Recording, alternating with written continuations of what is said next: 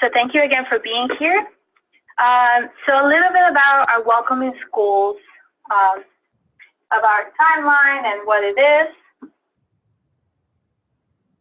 So our Welcome in Schools campaign began during our 2016 PICC Summer Youth Convening, when a lot of our youth identified that they had a lot of fear around immigration enforcement, and that they were worried about what will happen to them, at work, at home, and even at school, but we didn't have too many answers for them. And then the 2016 election happened, and we all know that Trump ran on a campaign using anti-immigrant, xenophobic campaign.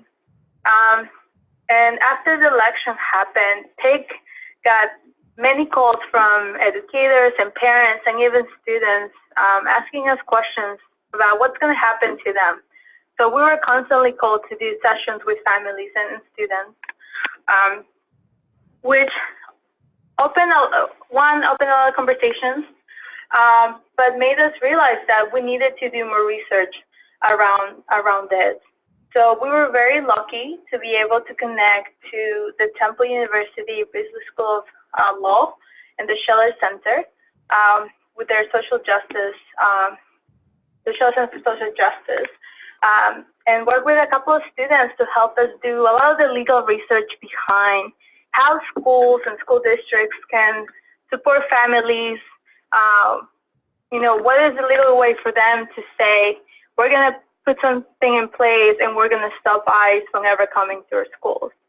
So after that, we were able to launch our Welcome in Schools Toolkit, which provides a lot of information from the rights of families in the schools and also at home and other places. Also what the schools can do. One of them is passing Welcome in Schools resolutions. And this toolkit was created to ensure that families feel empowered and that they can push for their own school districts to pass these resolutions on their own.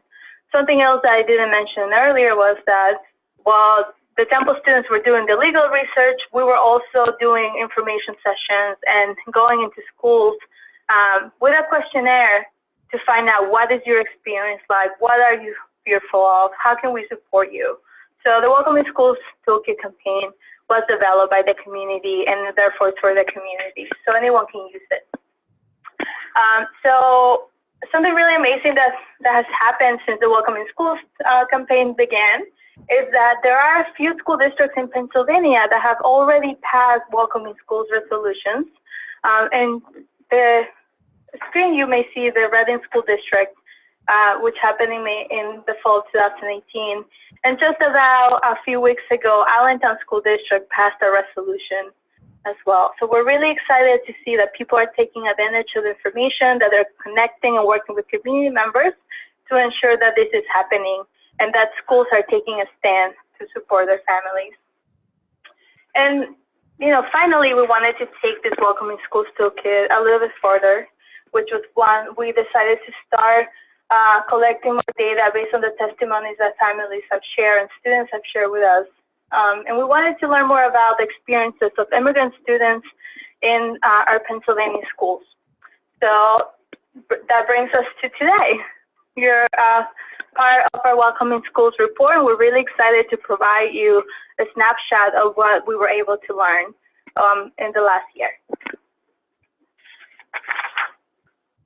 So our purpose for this questionnaire was to gain a deeper understanding of the experiences that immigrant students and families have in the school system, and then also with all the political stuff happening around us.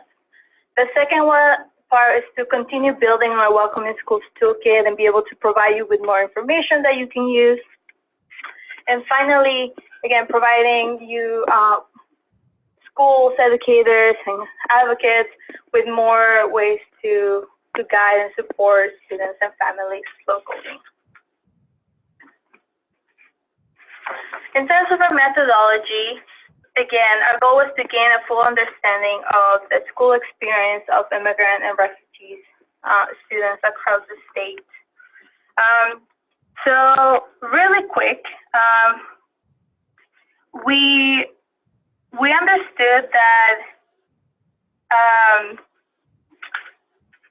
people's legal status in this country, or lack of legal status in this country, impacts the way that they live on their day-to-day.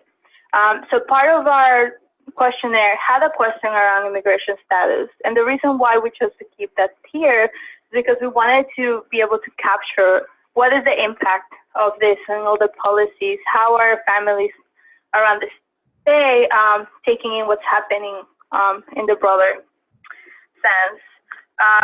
So we were really careful about this.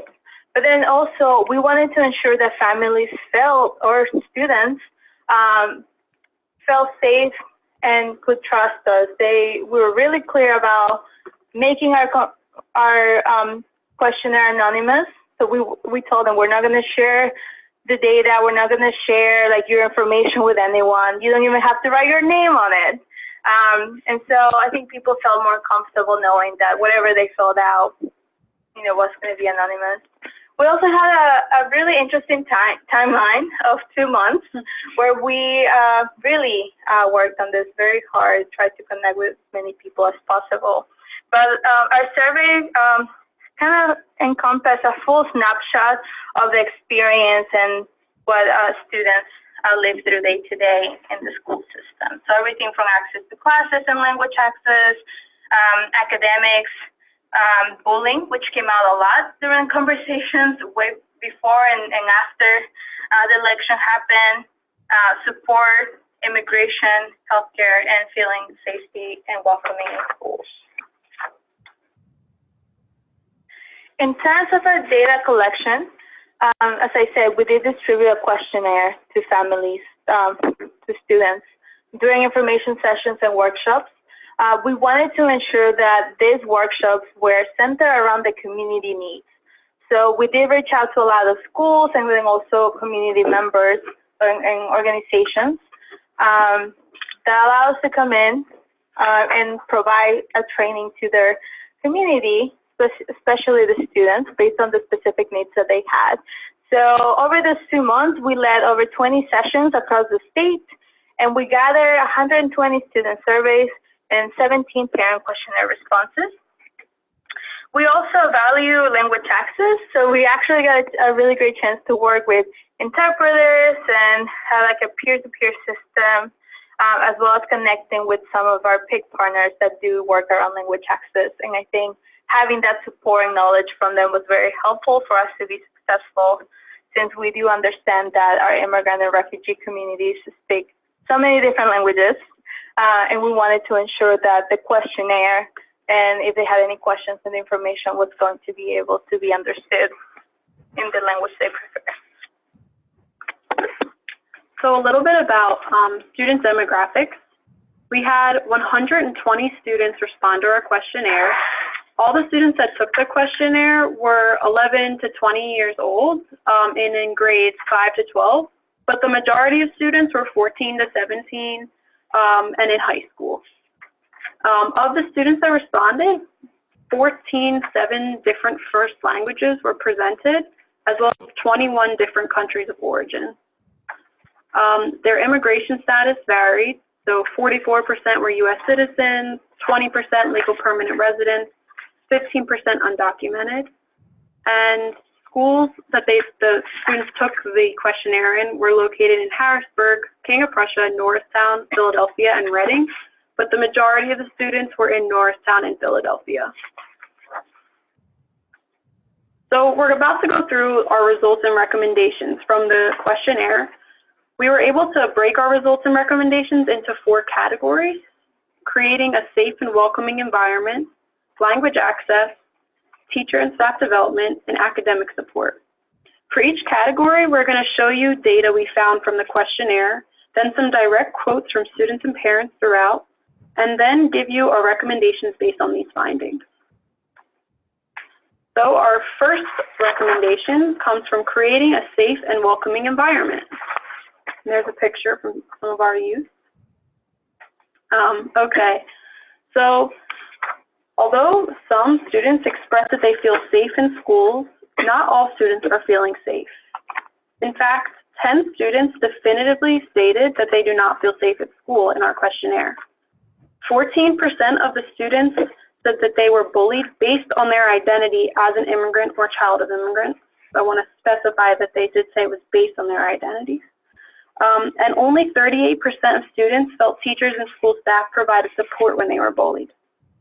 We didn't feel like it was fair to assume parents' feelings with such a small sample size of parent responses, but the small population of parents that did respond did echo the students' feelings about school safety.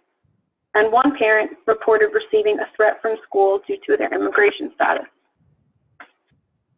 Students were also concerned about ICE at school. 25% of all of our student respondents worry about ICE coming to their schools. This concern was actually shared by students of many different immigration statuses, which stood out to us.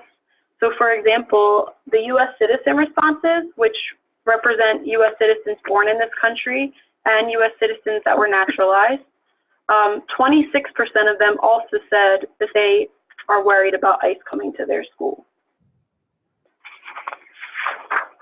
So here are some quotes that reflect what students were feeling about safety and welcoming in their schools. When Trump became president, students told me to shut up or they will deport me and my family. There has been a lot of discrimination against me for speaking English or bringing Mexican food to school. There are a lot of stereotypes and racist jokes. My school is very welcoming about who I am. They respect who I am. They respect my sexual orientation, my culture, my background, and basically me. So you can see there's like different responses to the way students are feeling safe and welcome in school. And so from this section, you've sort of seen what we found in our research, but we want to know what you think. So we're going to put out a poll asking if you believe that your school district is a welcoming school district to all families.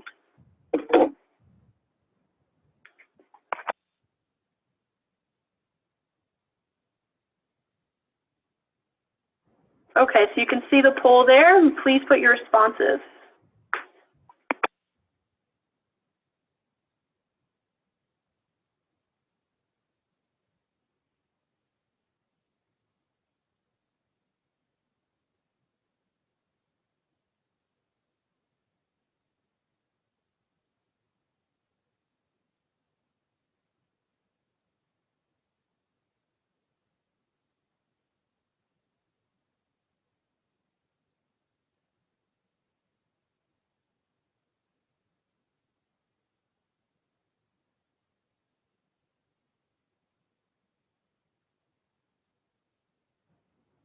All right, here are our results.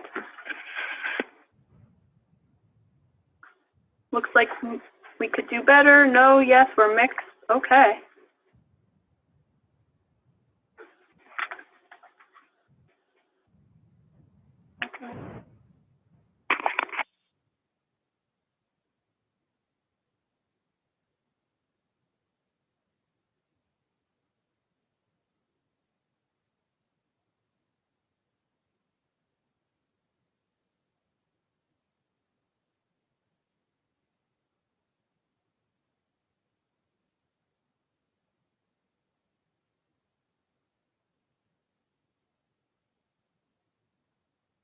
Okay, sorry about that. Okay, so here are some, it seems like most of us believe that we can maybe make the schools better or that they really need welcoming policies. So we want to talk about our recommendations for creating safe and welcoming environments. First, language access policies. Students were bullied based on their identity as an immigrant and shared examples of being bullied because of language.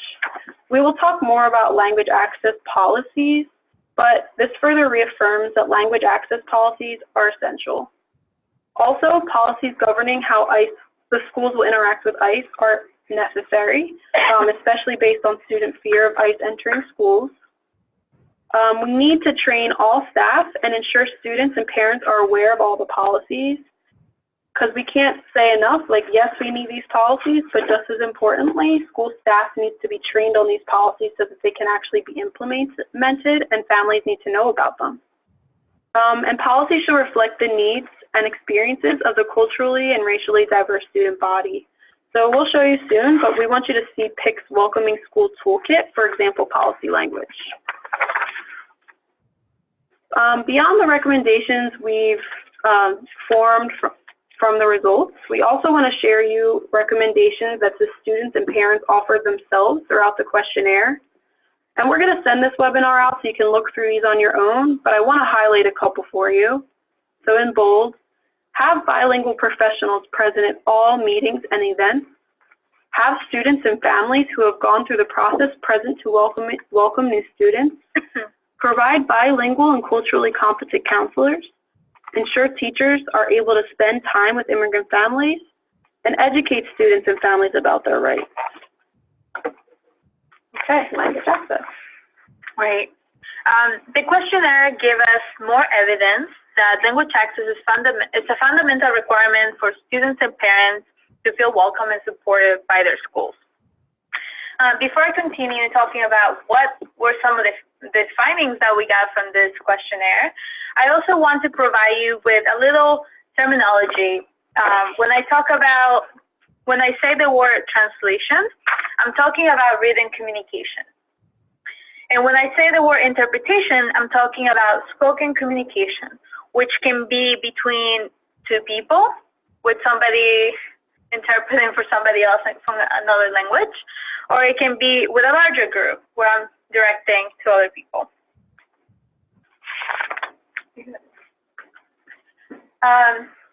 So our students, our survey results show that 14% of our students are not receiving communications or resources in their preferred language. Also, English was listed as the major theme that prevented students from participating in classes at their academic level. So imagine if you are maybe new to this country and you're just starting to learn English, how can you be academically successful if you are not able to understand what your teacher is saying, right? You're obviously going to have difficulty. And if there's nobody there to support you through that, or if you're a parent and you're also unable to understand what the teacher is telling you, you're not going to be able to participate. So that's really important for people to understand as well. Over 50% of our students also stated that they did not receive clear material online in their preferred language. And another very important note that came from conversations with students and families was that providing good language access made them feel more welcome and safe when they were in school. So schools actually have a legal requirement to ensure that all students have access to educational resources, including access to interpretation and translation. According to Title VI of the 1964 Civil Rights Act, the Equal and Educational Opportunities Act, and Section 426 of the Pennsylvania School Code, they all require public schools to provide language assistance, interpretation, and translations for students with limited English proficiency and English language learners.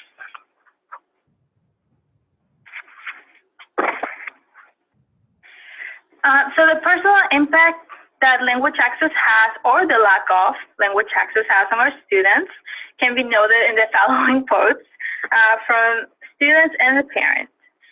I need help with my English and I don't get support with that. I feel lost if more than one student talks.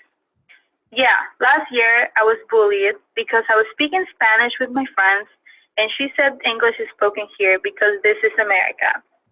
And finally, from a parent's perspective, if I was in charge of making immigrant students feel welcome, I will have bilingual professionals present with me, translate materials in their language, and welcome them in their language. I think this reassures the findings from our survey, is that families need good interpretation and translation services in order to feel welcome and part of the community. In terms of recommendations that we would like to provide to all of you today, is to remember that children are not interpreters. They should not be called to interpret for a parent or for another student. All documents on schools' websites must also be professionally translated. To avoid any confusion, I have seen some documents where school districts may have used Google Translate, and the result was very tragic, I will say. It did not meet the standards, or the parents were very confused about what the message the school was sending. Also, schools need to provide professional in-person interpretation during all school activities. And so that goes from, for an example could be, you have a parent who speaks Urdu, and they should have access to interpretation at a parent-teacher conference. And if for some reason an in-person interpreter is not available, then the teacher should know how to use a telephonic interpretation and connect with a trained interpreter as a backup option. This will ensure that there's, again, no mixed messages or full understanding of the situation. Schools must also have a policy and process in place for accessing interpretation services. This is really important. The process should be very clear, clearly communicated to all students, parents, and school staff. If the system requires parents or students to request the services, then the process should be easily accessible, and school staff need to be trained and aware of the procedures. Again, remember the legal requirements. Schools are mandated by law to provide these services to families. And then also schools should have a method to track language preference. For example, they could ask families about their preferred language during registration, but nothing else. Okay, so now we want to talk about teacher and staff development. What made students feel safe and welcome in school? Teachers and staff. There was a lot of positive things shared by students in this questionnaire about teachers and staff.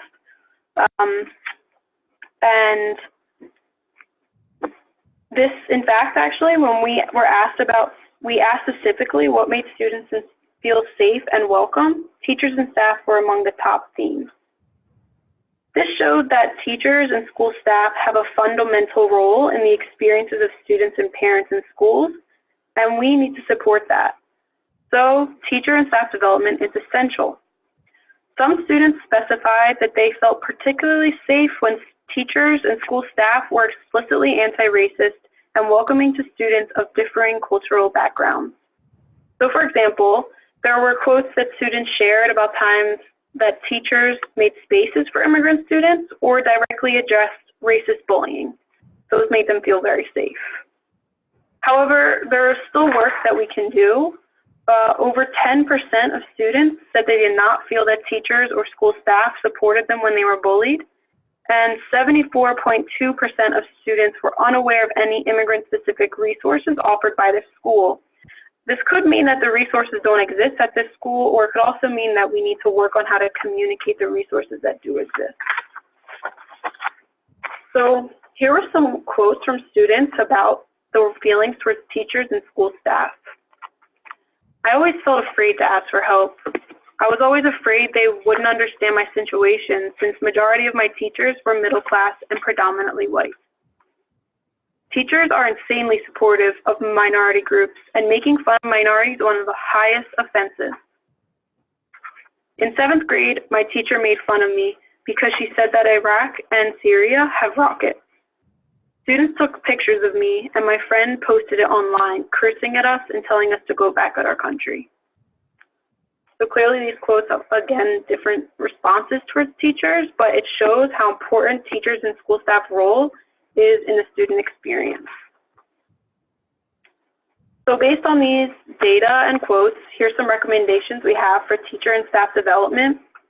First and foremost, all school staff should receive professional development training and resources about how to support immigrant, migrant, and refugee students.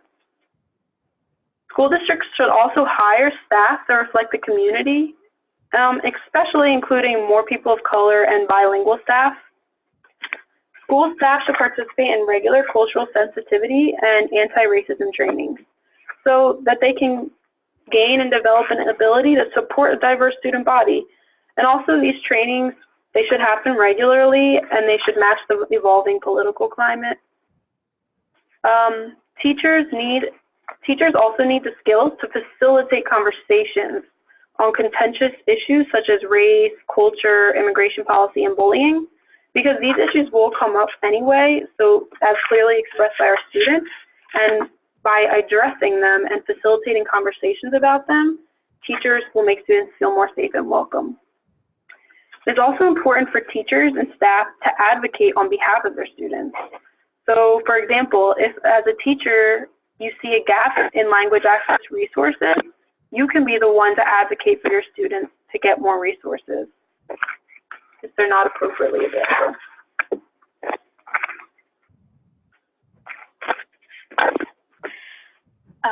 Our participating students express a strong desire to succeed academically. However, many mention barriers to that success. A consistent theme was the need for additional support from all different areas of the school system. So, for example, many immigrant students reported that they needed more support either transitioning to a new school, with language and learning the academic system. 40% of our students also shared that they were not sure if the school system was preparing them for the future in terms of work or college. Another group of students, also 59% of them, shared that they had an interest in having access to AP classes, but they didn't know how to access those resources, or nobody ever talked to them about them. When we asked the questions about resources, the majority of students reported that they wanted information about how to access college for undocumented students.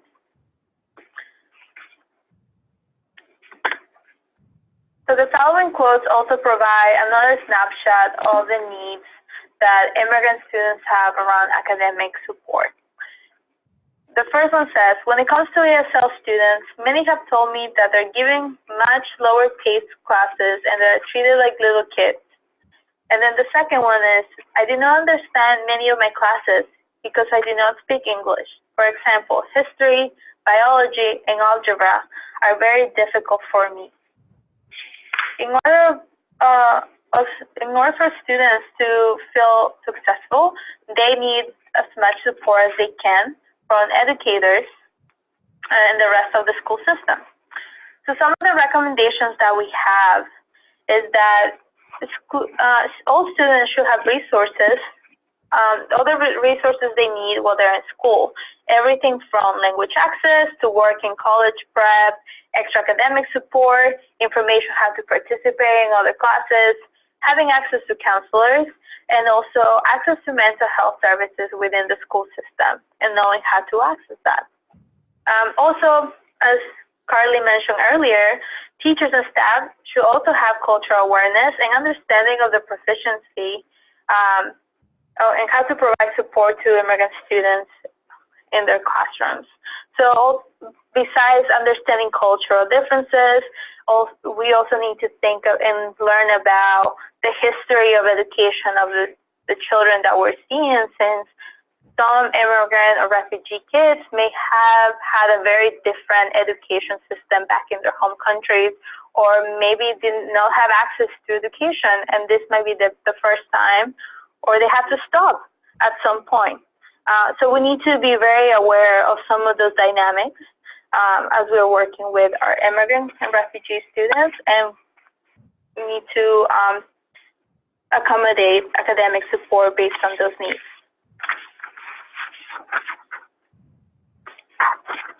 Great.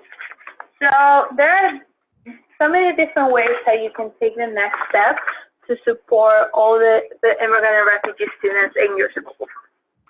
As we mentioned earlier, you can work with your schools and your districts to pass welcoming school policies and make sure that you're actually practicing that.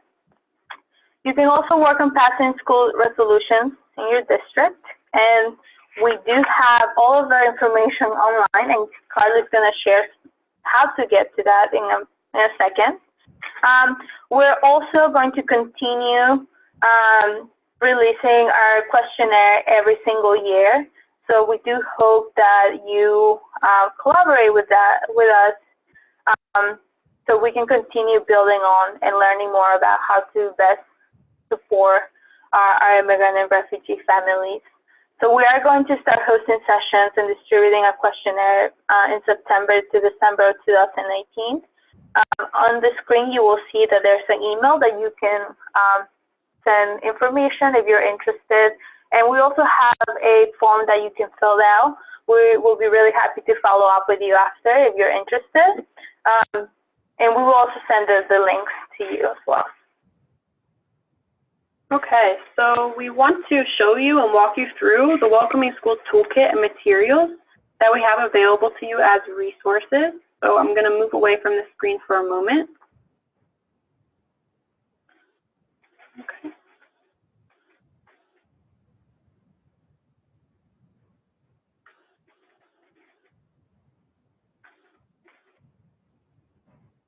Okay, so I'm going to pull up PICC's website so you get to see where I'm going for these materials. Okay, so PICC's website is at paimmigrant.org.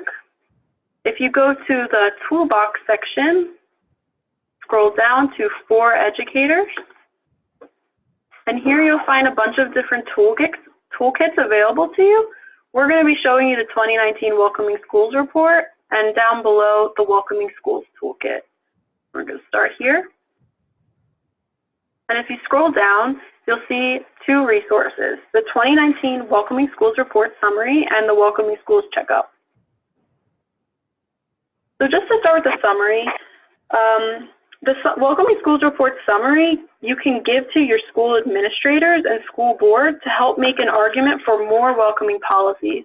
So on this resource, you'll see a lot of the data that we went over today, as well as quotes from students in a nice two-page fashion that you can easily hand out.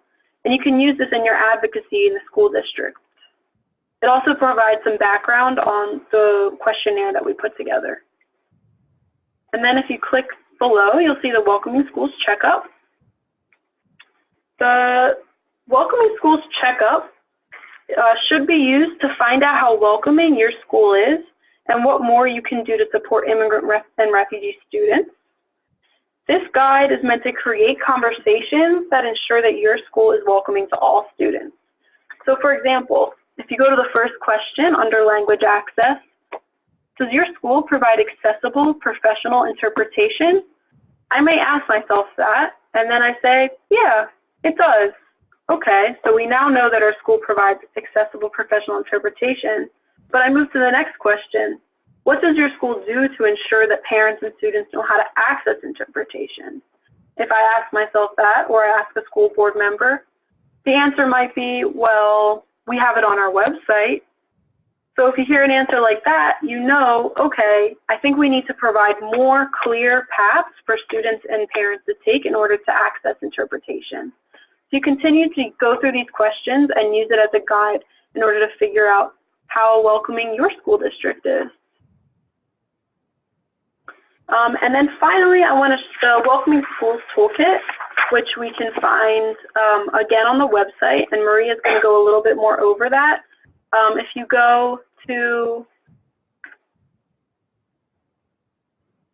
go right here to 2019 Welcoming Schools Report, you can actually access the toolkit directly by clicking on this link.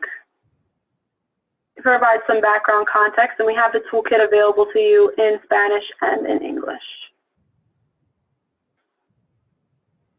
Okay.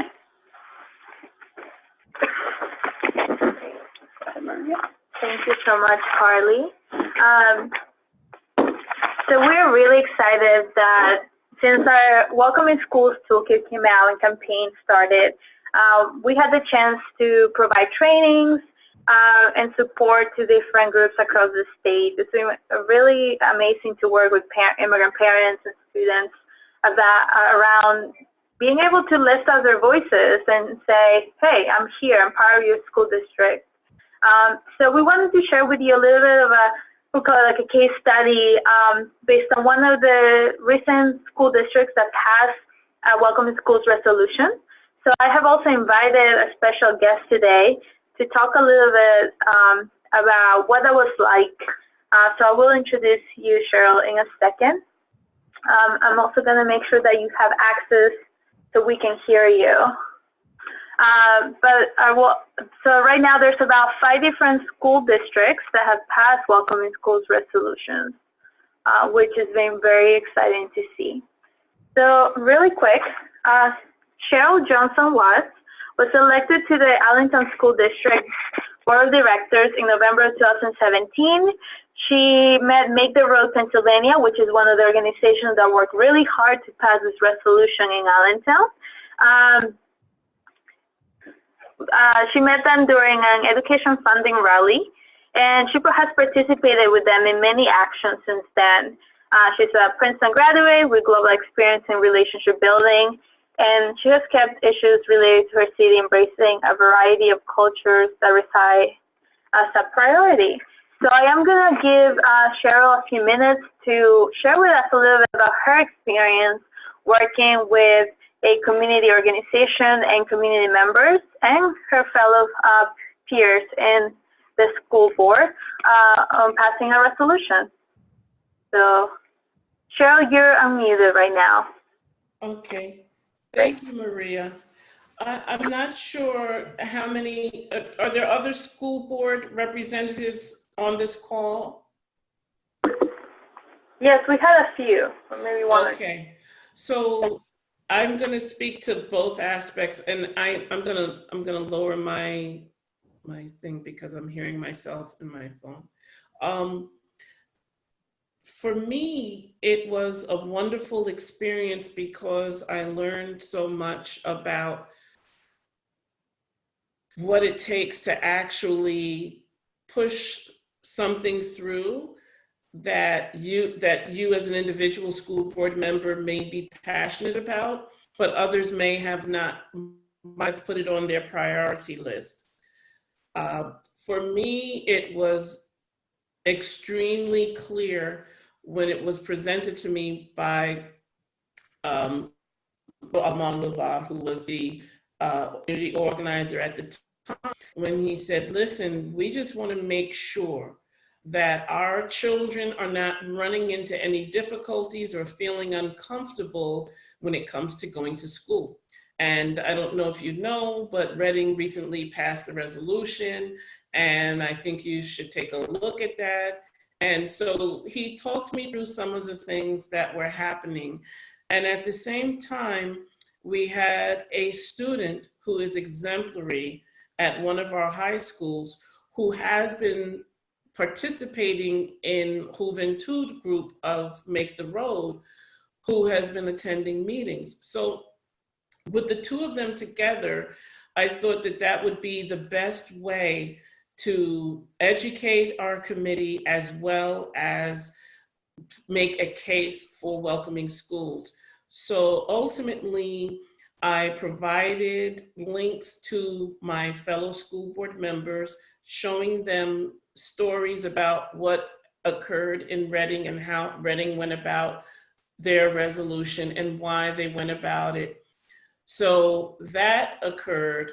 Then I asked Ricardo if he or someone he recommended could present to the board, because it would help to have someone who is literally in the process of fighting for this in other areas to present to us, to educate us in case they had any other questions. So Yamira Saavedra, who is a student at Darragh, she presented the case, and Ricardo supported her in the presentation. It led to a lengthy discussion, which normally we don't have many discussions at the school board at that level, so that was good. So everyone got to hear different sides of the conversation. There was some pushback, interestingly enough, by a Latina, which was very surprising to me. But perhaps given her history of not having the concerns of undocumented status, she did not quite understand the reason for doing something along these lines. So there was some back and forth, and then it was requested that our attorney take a look at the resolution as it was designed by the Reading Group, which was using the parameters presented in the toolkit. He looked at it and he said, this is fine. And the school district chose to emphasize the different things that they were already doing, which made them felt that this was not necessary. But I expressed to them that everything you're speaking to was under a different federal administration, and that we should not take for granted that we don't need to restate our commitment or underline our commitment to all of the students in the district. So ultimately, we presented the resolution in writing, in full, as a new, as an old business section of the school board meeting, the regular monthly board meeting. And then there was much discussion, which Make the Road happened to have on tape. And then after the discussion, then there was a vote. The vote turned out to be unanimous. And then the school district did an additional statement clarifying their existing positions and policies, and that they were re-emphasizing our commitment.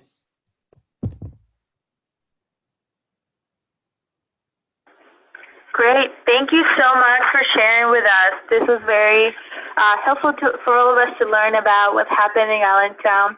Also, I do want to give a big shout out to the students, to Jamila, and then also to everybody at Make the Road, and also Cheryl and all the school board members for pushing to ensure that Allentown School District is a safe place for all families regardless of status, as well as in different parts of the state, such as Reading, Haverford, Upper Darby, Pittsburgh, even Bucks County.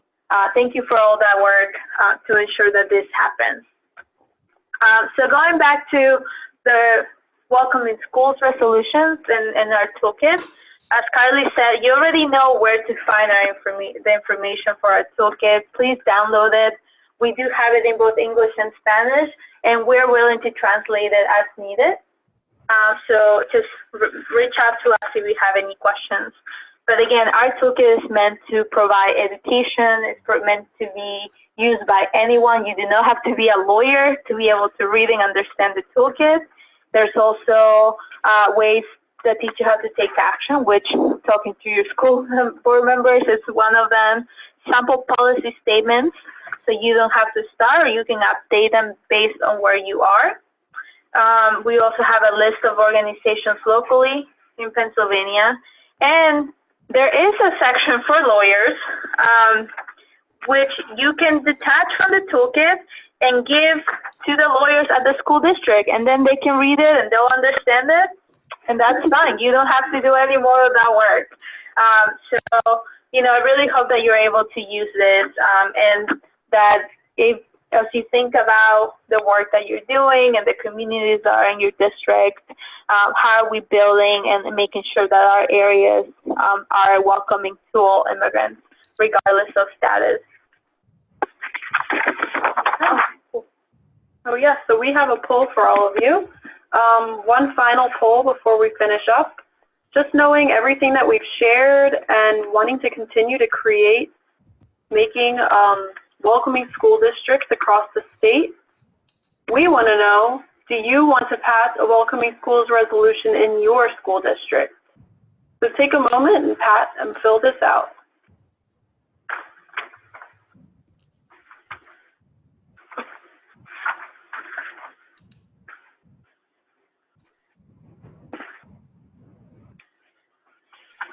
And in case you were wondering, these polls are anonymous.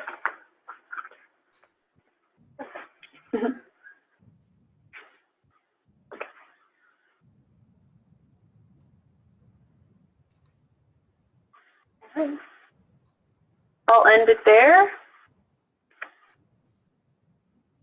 Almost 100% yes, with one maybe, no no's. So it sounds like we should keep on moving with these welcoming schools policies. So we really appreciate your time today. Sometimes stuff's working. Okay. We really want to thank you. We want to reiterate that we're hoping to continue to schedule sessions across the state and expand, because we definitely were more in Philadelphia this time around, in the Philadelphia suburbs. So if you want to schedule a presentation, please email us at education@paimmigrant.org.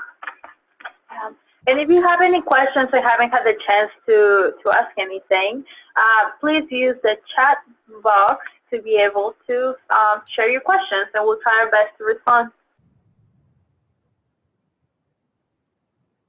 But we can stay on maybe for a little bit longer if any of you have questions. Yeah, we're happy to stay on for the next 10 minutes.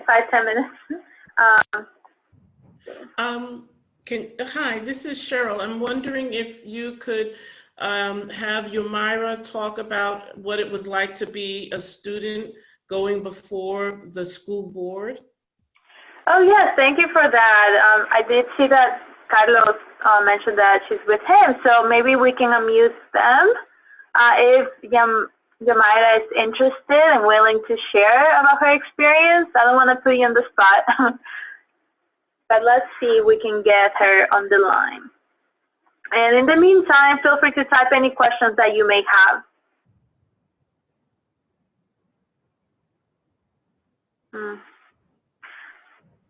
I don't see Carlos on the call any longer. So it doesn't seem like Carlos is on the call anymore, unfortunately. So we might have missed Yomira. Okay.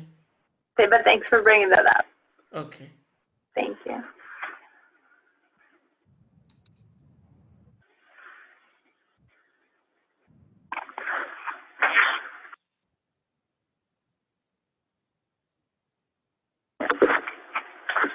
Oh, yeah. Okay, we just got a question. Any comments related to trauma-informed care? That's a great question. I would say, I don't remember, we have the toolkit in front of us, or actually the report we got. Yeah. One thing that I would say is that we were very careful also as we were drafting the questions. This kept coming up between our conversations, like, is this question going to bring something up? What can we do to ensure that, as we're asking the questions, like nothing else is coming up, and then it's something that, can we provide support? Like, I don't know if you remember one of the sessions that we had, the day during the school, there was a case of somebody bringing a gun to school, and the kids were very vocal about their fear of going to school because of that. So Carly, I remember you put together some information or resources of different organizations that are doing work around that, guns in school or anything like that, to ensure that we are able to connect them, because sometimes we're not the expert in those areas, but we want to make sure that they're connected. And so we had a bit of conversation around providing those resources. And I believe while no students use the word trauma-informed care in their responses, they definitely shared how they shared stories and quotes like we showed you of moments where they had fear, and a few of them shared ways that could be supported. For example, even one of them saying bullying immigrants is one of the highest offenses. That student knew they had safety in that community. So there were various ways that they shared, maybe teachers and school staff were trauma-informed and supportive of their identity. Yeah, and then also as you think about pushing for these policies, right? I mean, I'm going to talk from a personal point of view, having been undocumented for many years and feeling sometimes unsafe because there was a police officer in my school. When I tried to put myself in my same shoes when I was a 17-year-old, if I had known that my school had a welcoming schools policy where I knew for sure that my teachers or anyone in the school wasn't allowed to call immigration on me, that would have helped me tremendously just to feel like this is school and this is a place where I'm safe and I don't have to worry about anything. So I think like this is really important to know the impact that these resolutions have in the community, as well as I think that the questionnaire that we did and the answers from the students and the parents was very, very important for us to understand how can we support them, you know, how can we ensure that our families are protected and that they're not constantly thinking about, oh, I'm just going to live and see what tomorrow brings, right? That they're actually able to make plans to live every day without having so much fear. And that's why I think the Welcome in Schools campaign is important. You know, we do the Know Your Rights sessions because we want people to understand that they have rights and they don't have to fear if there's a police officer in their neighborhood or somebody's coming knocking at their door. I think those things are very important. Any final questions?